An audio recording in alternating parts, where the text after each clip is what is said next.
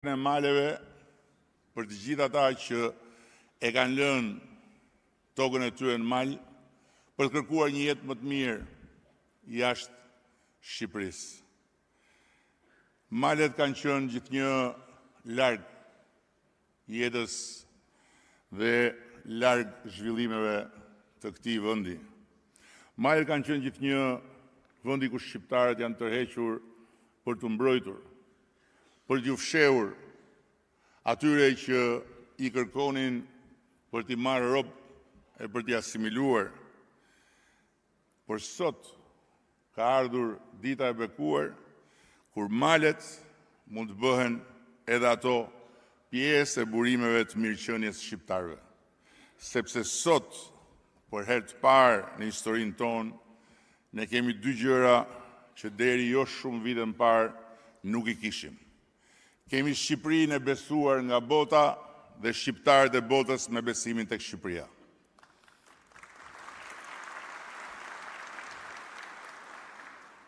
Kemi botën që vjen përmes vizitorësh të shumt dhe eksploron edhe malet. Dhe kemi shqiptarët e botës që tani më e shohin se Shqipëria nuk është më e bukur dhe të rejse vetëm për ta, por është e bukur dhe të rejse edhe për ata, rrotull tyre atje në qytetet ku jetojnë. E prandaj unë i them shqiptarëve që e kanë një copë tokë, diku në një mal, diku në një kodër, që e kanë një shtëpi të braktisur të gjyshit, atë stërgjyshit, që ta marrin në dorë paketën e maleve dhe ta kthejnë atë tokë, ta kthejnë atë shtëpi në një burim mirëqenie. Duke i siguruar të gjithë se ajo që ka Shqipëria e sotme, Shqipëria që tërheq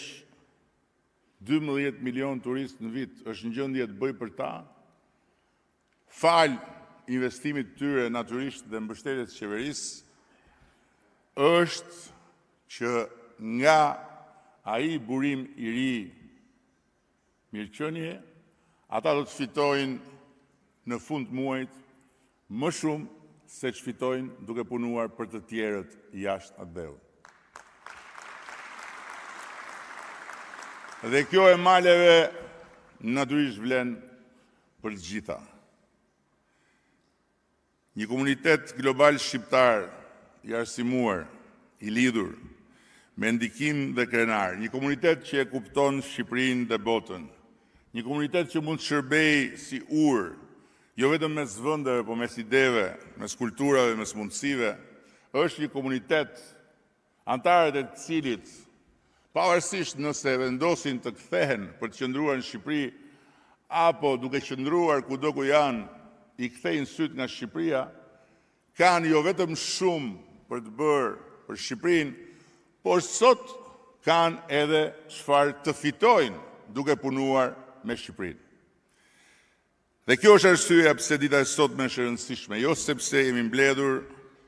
por sepse po e ushqejmë marrëdhënien tonë për të ushqyer sa më mirë Shqipërinë. Nga distanca në afërsi, nga kujtesa në angazhim, nga ndjenjat në strategji. Dhe le të jemi të qartë, e ardhmja e Shqipërisë nuk shkruhet vetëm në Tiranë, ajo shkruhet edhe në Rom, në Athinë, në Londër, në New York, në Berlin, në Zyri, në çdo vend ku shqiptarët jetojnë, punojnë dhe ëndërrojnë. Por pa diskutim e ardhmja e Shqipërisë shkruhet edhe kudo ku shqiptarët jetojnë rreth e rrotull kufive të Shqipërisë, duke filluar nga shteti tjetër i pavarur i shqiptarëve Kosova, e pastaj edhe duke vazhduar me shqiptarët e Maqedonisë Veriut,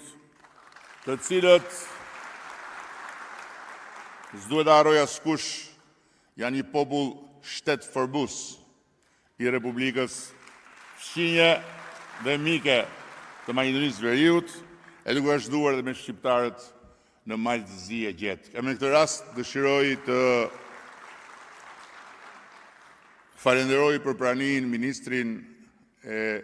jashtëm, zëvendës kryeministrin e parë të Kosovës, mikun tim Glauk Konjufsën, kryetarin e Parlamentit Maqedonisë Veriut, Afrim Gashin, mikun tim të vjetër dhe të pazëvendësueshëm Ali Ahmedin, dhe pa diskutim edhe mikun tim të pa diskutueshëm të papërsëritshmin Dritan Abazović. Dhe në mbyllje dua të them se sot nuk dola këtu për të bërë thjesht një fjalim me për të dhënë një mesazh, po për të bërë ftesën e përsëritur që të vazhdojmë të rilidhemi jo vetëm emocionalisht, por në mënyrë aktive. Të rilidhemi për ta parë Shqipërinë jo si një vend që diaspora e la pas, por si një vend që po bëhet një shtet europian e që në formësimin e vet ka nevojë për të gjithë, si për shqiptarët brenda, si për ata jashtë kufive të tij. Një ftesë për të qenë pjesë e pikërisht një projekti të madh kombëtar, i cili është më i madh se çdo qeveri, është më i madh se çdo cikël politik, është më i madh se çdo brez i vetëm, sepse është i madh sa amaneti i të gjithë atyre që nga Gjergj Kastrioti tek Ismail Qemali e me radhë tek heronjt, martirët, dëshmorët, shqiptarë në të gjitha trojet ku shqiptarët jetojnë, lindin fëmijë dhe projektojnë të ardhmen, një amanet që e kërkon Shqipërinë dhe kombin shqiptar me patjetër në tryezën e përbashkët të asaj familje ku më në fund ne po bëhemi gati të jemi pjesë e pandarë.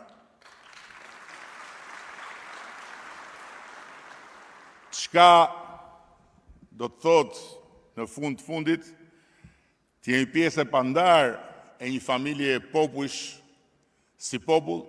e një familje kombesh si komb, sepse një popull dhe një komb nuk është qeveria e tij, por është bartësi i të gjitha amaneteve që e çojnë atë përpara në emër të së ardhmes, por padyshim edhe për të mos harruar kurrë borxhin ndaj atyre që i dhanë të shkuarës atë kuptim për cilin ne sot të gjithë ndjehemi krenar që themi jemi shqiptar. Shumë faleminderit.